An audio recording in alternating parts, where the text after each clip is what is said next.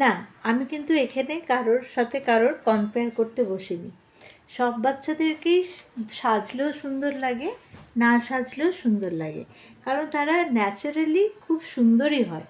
কিন্তু আমরা মায়েরা যখন অকেশনালি তাদেরকে সাজাই, তখন সেটা কিন্তু পুরোপুরিভাবে আমাদের মানে মায়েদের রুচির ওপর নির্ভর করে আমরা আমাদের বাচ্চাকে ঠিক কীরকম সাজাবো। একটা বড় চ্যানেলে একটা শর্টস এসছে সরস্বতী পুজোর মিনি ব্লগ। সেখানে বাচ্চাটার মা এত সুন্দরভাবে সাজিয়েছে, তাকে পুরো ন্যাচারাল সাজিয়েছে, মানে মনে হচ্ছে না কোনো মেকআপ।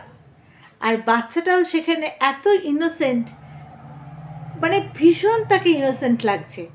তখনই কম্পেয়ারটা চলে আসে সরস্বতী পুজোতেই আরেকজন মা কিন্তু তার মেয়েকেও সাজিয়েছিল। এই প্রথমবার আমি কানের দুলটা চেঞ্জ করলাম, এখানেই কম্পেয়ারটা চলে আসে। তো দুটো সাজার মধ্যে যখন কম্পেয়ারটা করলাম, আমার কিন্তু বেস্ট লাগলো বড় চ্যানেলের বাচ্চাটাকে ওর মা যেইভাবে সাজিয়েছে।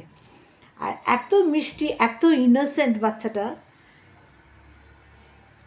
আমার তো বেস্ট লেগেছে। এবারে যদি আপনারা বলেন যে কম্পেয়ার করছি, সেটা আপনাদের ব্যাপার। আমি কিন্তু কম্পেয়ার করিনি, যেটা ভালো লেগেছে সেটা বলেছি, আর যেটা খারাপ লেগেছে সেটাও বলেছি।